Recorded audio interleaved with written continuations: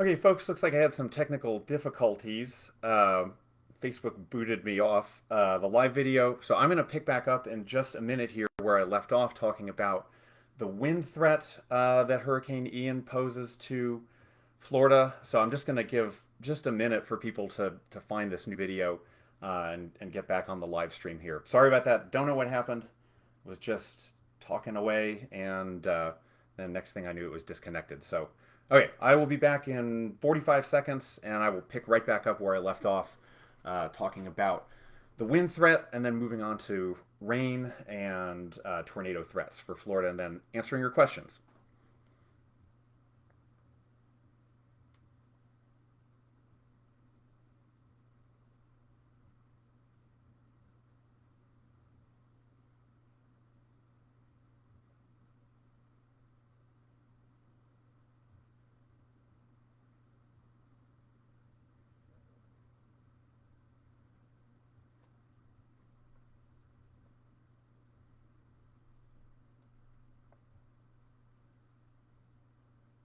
Okay, folks, I see a lot of you have found your way back to part two of WeatherTiger's Hurricane Ian Florida impacts and threats video.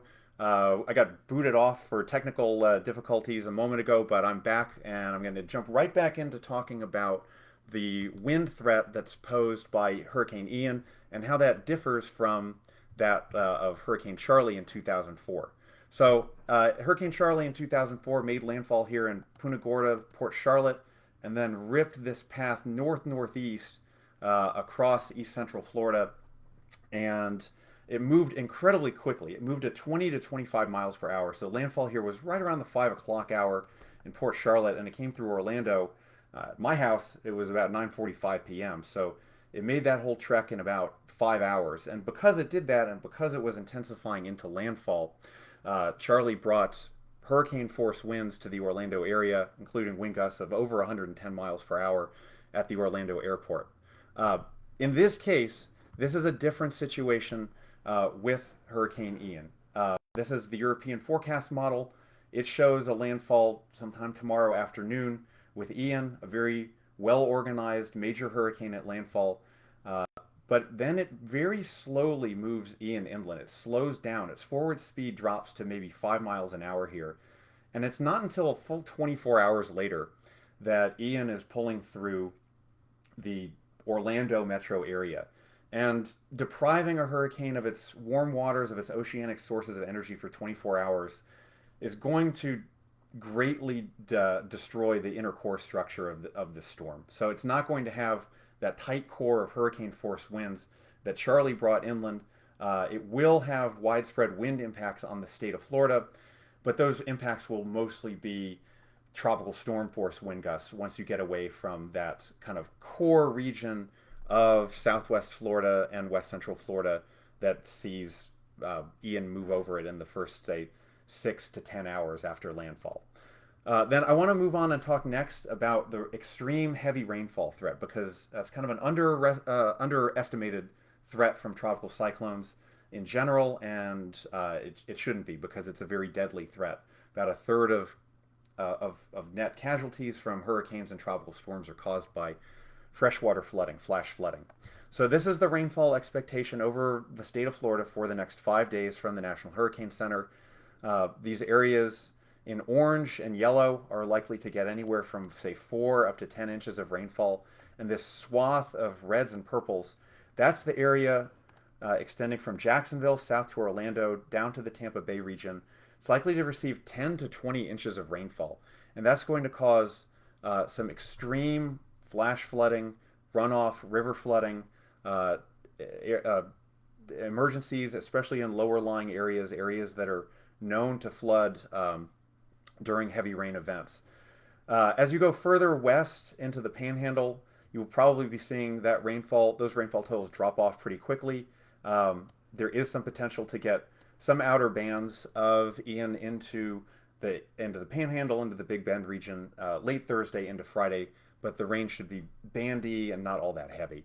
So it's not going to be a big deal out here in the Panhandle, but for the Florida Peninsula, it's a major part of the threat situation. So National Weather Service, this area that's highlighted here in purple, you are at a high risk of flash flooding over the next 3 days. That's the whole I-4 corridor, as well as Gainesville, Ocala, Jacksonville.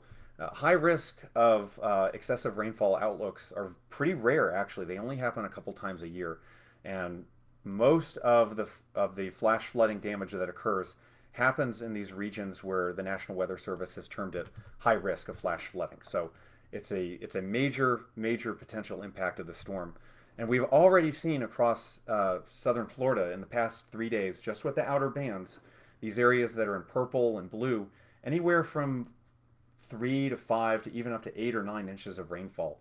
So very impressive rainfall totals from Ian already, and it's going to slow down even more so as it makes landfall and kind of moves very slowly up the Florida Peninsula on Thursday, and then even still on Friday, having some pretty significant rainfall impacts north into Florida. So just talking about timing, the rainfall is going to be heaviest across kind of southwest Florida and central Florida tomorrow.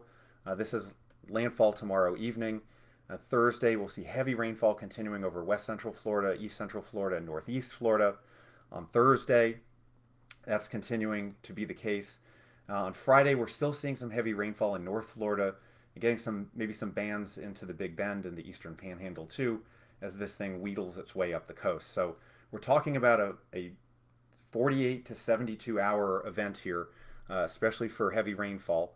And we're talking about winds winding down in the first 24 hours for the most part, but rains continuing through Friday at the very least. And finally, the risk of tornadoes in this area highlighted in orange. We already are seeing tornado warnings ongoing across southeast Florida right now in localized areas. There's a tornado watch in effect, and this tornado threat will continue to advance north tomorrow and then continue through Thursday across east central Florida before starting to diminish on Friday.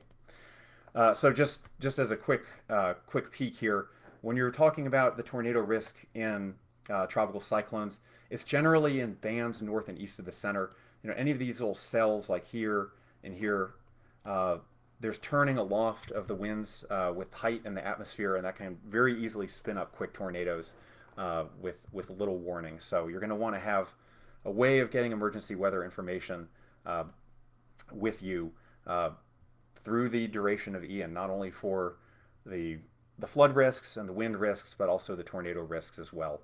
And just to close with this is a graphic I made for the story that came out in the USA Today papers today, but I wanted to reshare it because this is not a section of the Florida coastline that is particularly hard hit by historical hurricanes. The only modern era hurricane to hit in this area was Hurricane Charlie in 2004. And Charlie was a small storm, a potent, intense, it was a poison dart right up Charlotte Harbor. And because it was such a small storm, the surge impacts were more limited, the rainfall impacts were limited, and that was, as well, its forward speed of 20 to 25 miles per hour kept the rainfall impacts pretty limited there. And before 2004, this whole section of the coastline from roughly Hernando County down to just south of Fort Myers, the previous hurricane to hit in that region was in 1953. And there's only been 4 major hurricanes that have hit in this section of the coastline since formal record keeping began in 1851. So this is very much an unusual threat. It's not a threat that most people who live in Southwest Florida have faced personally. It's kind of dim in the recesses of hurricane history for Southwest Florida.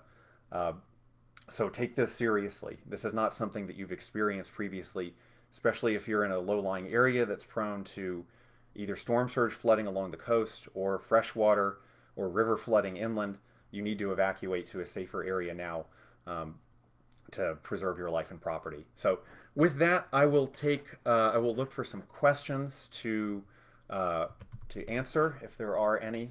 Unfortunately, I've probably lost a lot of the questions from the last video. So getting a question about the timing of potential impacts in the landfall area. Well, you need to be ready for hurricane force winds starting tomorrow morning. but the worst of the winds will probably come into, Fort Myers, Charlotte Harbor, Sarasota area sometime between, call it noon and 8 p.m. tomorrow would be my best guess. All right, well, I don't see any more questions. Sorry about the technical difficulties and this video being in two parts, but I hope you were able to follow along. Stay safe, Florida. Hunker down, whatever that means. Uh, Take this storm very seriously because, again, it really is the full threat package in terms of wind, in terms of surge, in terms of extreme rainfall potential, and the tornadic threat as well. So with that, this has been Dr. Ryan Truchelut of WeatherTiger.com. Stay safe, Florida, and keep watching the skies.